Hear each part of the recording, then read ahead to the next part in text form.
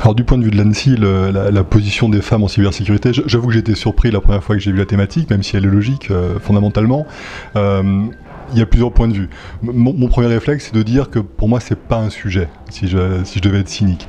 Ça devrait pas être un sujet, mais de fait, c'en est un quand on regarde simplement les chiffres. L'ANSSI échappe pas, on a à peu près 15% de femmes, c'est-à-dire dans la moyenne base des écoles d'ingénieurs, c'est trop peu probablement.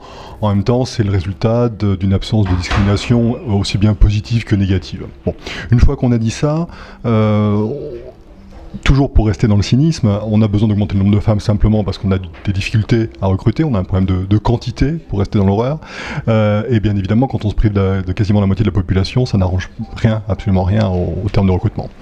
Après, si on réfléchit un peu plus, c'est un sujet que je voudrais aborder ici d'ailleurs, est-ce qu'il y a une spécificité à la position des femmes ? J'ai réfléchi un petit moment avant de finalement de me rendre compte d'une évidence. Quand on parle de cyber à haut niveau, entre guillemets, c'est-à-dire quand il y a plein d'étoiles autour de la table, on se rend compte qu'il n'y a que des hommes et que tout ça est très belliciste. On est dans un cyber très offensif, très agressif.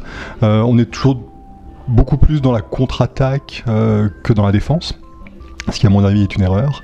Et donc peut-être que le rôle des femmes, s'il devait y avoir un petit biais apporté par les femmes en cybersécurité, ce serait au-delà des questions de guerre dans le cyberespace dont on nous rabat les oreilles et qui sont importantes, peut-être se mettre à parler de paix dans le cyberespace. On a beaucoup de mal à porter ce message. J'essaye moi-même, bien que militaire, j'essaye de porter ce message. On essaie de le porter à l'ONU, on essaie de le porter dans différentes enceintes internationales. On a du mal à être écouté. J'ai l'habitude de dire que par moments je me sens un peu en 1913. Parler de paix en 1913, ça ne devait pas être facile. Et ben aujourd'hui, c'est ce qu'on fait dans le cyberespace. Et peut-être que finalement, s'il devait y avoir une mission un peu plus portée par les femmes, c'est bien de dire que la paix, c'est quelque chose de noble, c'est quelque chose qui doit être prioritaire. Et qu'avant de penser à se battre dans le cyberespace, il faut bien penser à assurer par le droit, par les règles, quelque chose de propre, quelque chose de posé, quelque chose qui peut-être transcrit le droit commun, courant dans le monde physique, mais qui également invente le nouveau droit nécessaire au cyberespace. C'est très important, les sensibilisations, et c'est pas de la démagogie que de dire ça.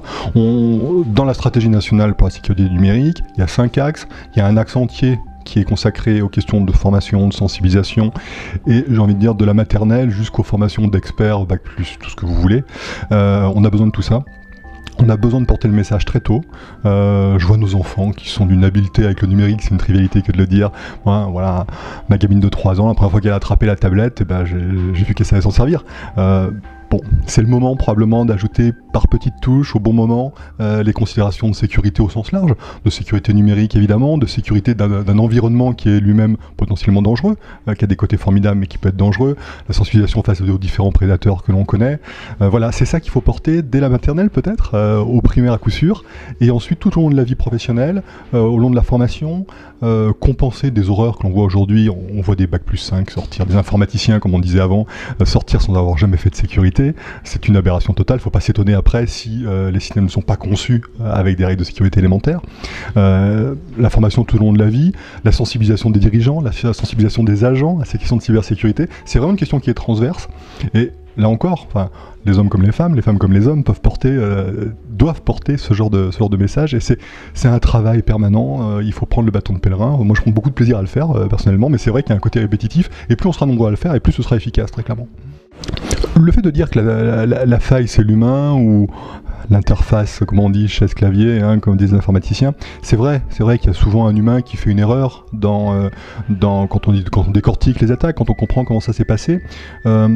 Personnellement, je suis pas dur vis-à-vis des gens qui font des erreurs. Vérifions d'abord qu'on leur a bien dit les choses, qu'on leur a expliqué ce qu'ils devaient faire, qu'ils ont compris. J'ai tendance à faire confiance à l'intelligence humaine et à penser que quand on explique des choses intelligibles à toutes les personnes, de tous les agents, tous les employés, jusqu'au PDG et tout ça, ils sont tout à fait aptes à comprendre. Encore faut-il bien expliquer, et donc remettons-nous en cause avant de critiquer ceux qui suivent pas les règles. Et puis après, peut-être qu'il faut sanctionner les gens qui suivent pas les règles de manière intentionnelle. À la limite, tous les outils sont à notre disposition.